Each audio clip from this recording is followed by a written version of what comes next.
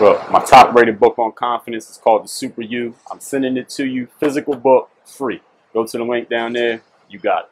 DreAllDay.com. And today, it's ran 9.5 miles in the humidity of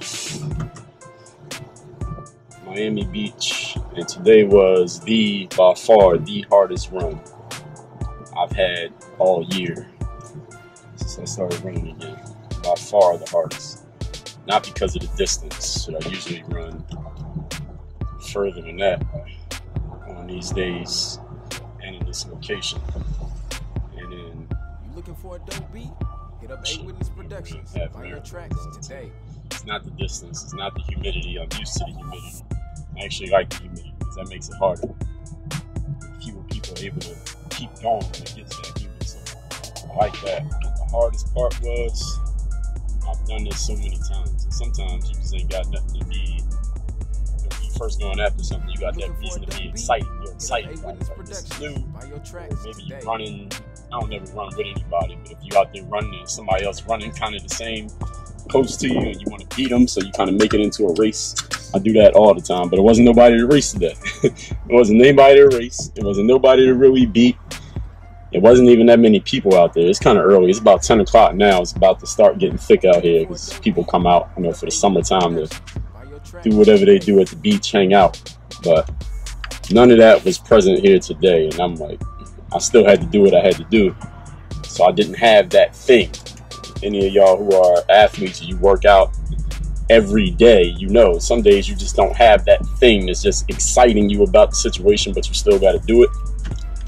That's where I was at today. That's what made it so hard. It wasn't anything physical, it was the mental, but I still had to push through it. And that's what made it so difficult today. The hardest thing for anybody in anything you do is after you've already done it before, you achieved it before, you proved it, you got the success or whatever it is, and you know you can do it, and whoever you was trying to prove it to, they know you can do it. Now what's going to be your motivation? What's going to be your excitement? What's going to get you going and get you doing what you got to do the next time that you show up? That's why it's so hard in sports. My athletes say it's so hard to repeat after you win a championship because you already reached the top. You already achieved the thing. And it's so hard to do. It's such a long journey just to get there. Now once you start doing it again, you're like, damn, I got to do that whole thing again. Even if you're the best team, even if you got the best players, or you're the best player in any sport. This is not just team sports, any sport or any business. Once you've already reached that top, what's going to be your motivation to get back to it? You got to find that thing. Like, you got to look for that. People used to say about, if you read books about Michael Jordan, they say he would just look for any little things, anything to get him going, get him excited, get him motivated to, not even outwardly excited, but something to give him a reason to lock in and just kick ass that night, that particular game. And he would do it game by game, or at least that's what they would say. Man, that shit is hard. It's fucking hard. It's a mental challenge, and of course physically it's a challenge because you got to do it with your body, but it's mental. Mentally, you don't have anything that's making the physical not be a thing.